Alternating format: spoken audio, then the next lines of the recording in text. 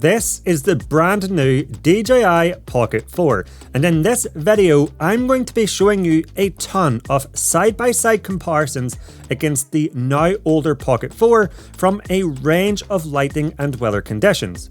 We will also take a look at all the new features and upgrades of the Pocket 4, and I will tell you some things I like after testing this for the past few weeks, including my favourite upgrade you might not expect, and some things I also don't like, as well as discussing if it's worth the upgrade. Now, if at any time during this video you want to pick up the Pocket 4 or find out more about it, I've put links in the description down below where you can do just that. And let's jump right into the most important aspect of a camera, the camera. Now, while the Pocket 4 comes with the same size image sensor as its predecessor, 1 inch, this is an all new upgraded sensor, but what differences does that actually make? Well, looking at this daytime footage comparison side by side, it's hard to spot any big differences against the already excellent Pocket 3. Honestly, the quality you get from the Pocket is incredible for its size. The only small improvement I noticed was that shadows are generally a little brighter than compared to the older model, noticeable here in my face and also on the side of this lighthouse, but detail is very much on par. Now, while the aperture remains the same at f2, once the light fades or you start shooting in high contrast scenarios such as sunrise or sunset, improvements do become obvious. And that is because this new sensor actually has 14 stops of dynamic range, 2 more than the Pocket 3. Looking at the sky in these clips, you can see the older model is blowing out the highlights much more, and the shadows are also darker, losing some detail, whereas the Pocket 4 is capturing more detail in them areas and producing an overall better looking image. And this is definitely where you notice the improvements of this new sensor. Once the light fades even more to nighttime, again the Pocket 3 was already excellent, especially compared to a more traditional action camera, and the Pocket 4 makes marginal improvements. Using the dedicated low light mode, max ISO is increased from 16,000 on the older model to 25,600, and in these side-by-side examples, the footage is a little brighter, a little less noisy, and if you take a look at this example, and specifically the yellow umbrellas, you can see it also handles those bright highlights a little better. Now, speaking of recording at nighttime, if you take a look at the gimbal head of the Pocket 4, you will notice these new silver connection pins. And these allow you to attach a new fill light accessory. This uses magnets to snap onto the top and can be adjusted up or down to your preferred position.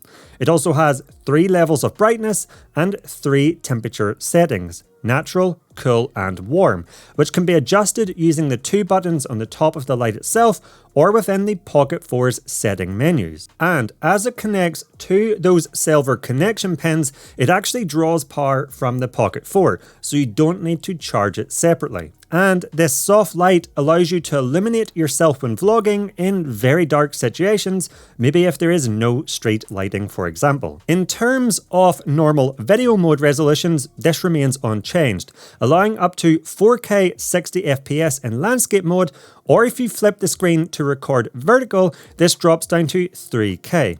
It would have been nice to have seen vertical mode bumped up to 4K, as this does still mean if you want to record 4K vertical, you have to keep the Pocket 3 in landscape mode and hold it sideways. If you like to capture slower shots, this does get a big improvement with the dedicated slow motion mode being bumped up to 240 FPS at 4K.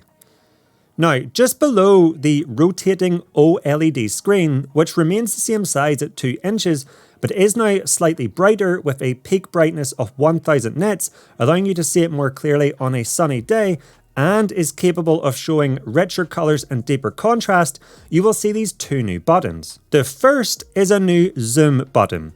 You may remember that with a late firmware update to the Pocket 3, Lossless 2x Zoom, or medium tele mode as it was called, got added, allowing you to zoom in while retaining 4K quality. And this is also available with the new Pocket 4, allowing you to get a wider variation of shots at different focal lengths, except now instead of having to tap an icon on the screen, you can just use this dedicated button.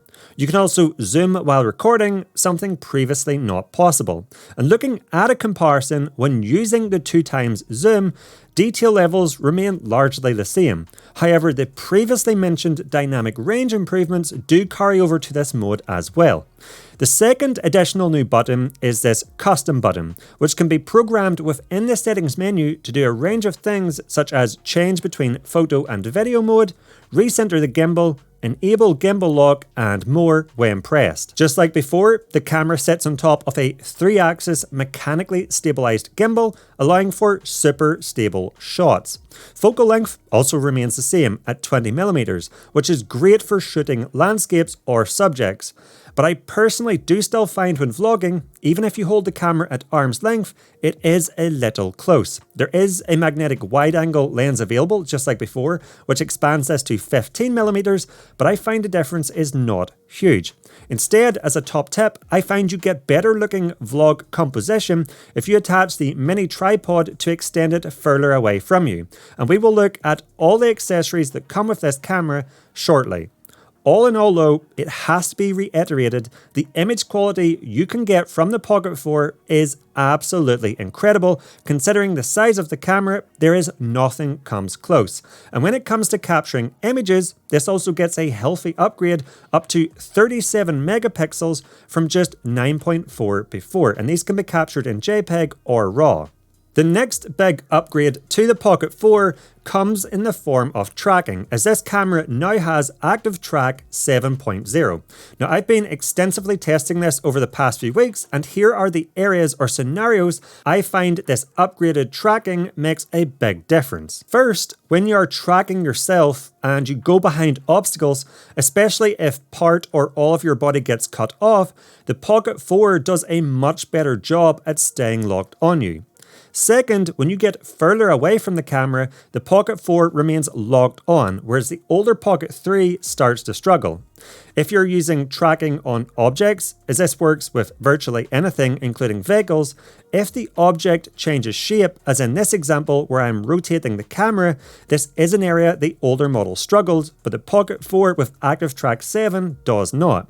Lastly, when using that 2x lossless zoom mode, tracking is now available, again something not possible with the Pocket 3. So some pretty impressive upgrades to the reliability of the tracking with the Pocket 4. And it doesn't stop there. Here are 5 more things I love about this little camera. First, and possibly my favourite upgrade, is the fact we can now lock the exposure directly on the Pocket 4 by pressing and holding the screen, preventing bad looking exposure shifts when moving around. There's also a new subject lock tracking focus mode to prevent the out of focus shots you would sometimes get with the Pocket 3. We also now get 107GB of internal storage, a very welcome upgrade should you forget to pack a microSD card, and the Pocket 4 now also supports gesture control, allowing you to start or stop a recording at a distance from the camera. And it has a rapid startup time of only 2 seconds, so you can get recording quickly. It's not all perfect though. Here are 2 things I dislike about this new model. First, when it comes to color modes, alongside the 10-bit normal color mode, the Pocket 4 has added support for 10-bit D-Log, DJI's flattest color profile, providing a very washed out image, but providing maximum dynamic range once color graded. Great. However, working with D-Log can be tricky, especially as a beginner, which is why D-Log M exists. It's not as washed out and provides a much more user-friendly option while still giving you the dynamic range benefits of a flat color profile. Now, this was available alongside HLG on the previous Pocket 3, but has been removed on the Pocket 4. Why? The Pocket 3 also came with this handy hard case, which was great for just popping the camera in your pocket as it was compact and held the gimbal in a locked position. This has now been replaced with a bulkier soft case and a new separate gimbal clamp. Personally, I preferred the convenience of the old hard case. In terms of design, The other important changes are that it now has a new joystick with a flat top, allowing you to be more precise, and the microSD card slot now has a hatch to prevent you accidentally ejecting the card or dirt getting inside should you drop it. In terms of weight, the Pocket 4 is slightly heavier at 190.5 grams, and that is primarily due to a larger battery, which is also now increased to a 240-minute runtime. An improvement of over an hour of extra recording time compared to the extra model, and it charges super fast. You can charge this camera up to 80% in only 18 minutes. Just like with all modern DJI devices, the Pocket 4 also supports Osmo audio, allowing you to connect up to 2 DJI mic transmitters at the same time. And the Creator Combo I got sent for testing actually comes with a Mic 3 transmitter. In terms of accessories we haven't mentioned yet, the Creator Combo also comes with a second carrying bag that can hold all your accessories, including this 1/4-20 adapter that clicks onto the bottom, allowing you to attach the mini tripod that is also supplied, perfect if you need to set the Pocket 4 down. In terms of additional mods or features, very quickly, the Pocket 4 now also comes with built-in filters. These are essentially color grades that you can apply to the footage within the camera, and we also get all of the previous recording modes from before, including panoramas, time lapses, motion lapses, spin shot, and more. So, the big question, should you upgrade to or buy the Pocket 4? Well, if you already own the Pocket 3, there might not be enough here to tempt you to upgrade unless you do capture a lot of sunrises or sunsets. However, if you don't have a pocket camera yet and you are in the market for a vlogging camera or a tiny compact camera capable of capturing incredible videos, then the Pocket 3 is currently a no-brainer, and you will benefit from those upgrades over the previous model, including the new image sensor, longer battery life, and those additional features. But what do you think? I'm really keen to know your thoughts on this new DJI Pocket 4. Let me know what you think in the comments down below. And if you would like to pick this camera up or find out more about it, I've also put links in the description where you can do just that. Now before you go, if you have liked this video and learned something new, please let me know by giving me the thumbs up and clicking that like button down below. And if you would like to see 20 settings I recommend changing straight away with your DJI Pocket to help you get better quality videos, then you can watch that by clicking up here or by using the link in the description down below.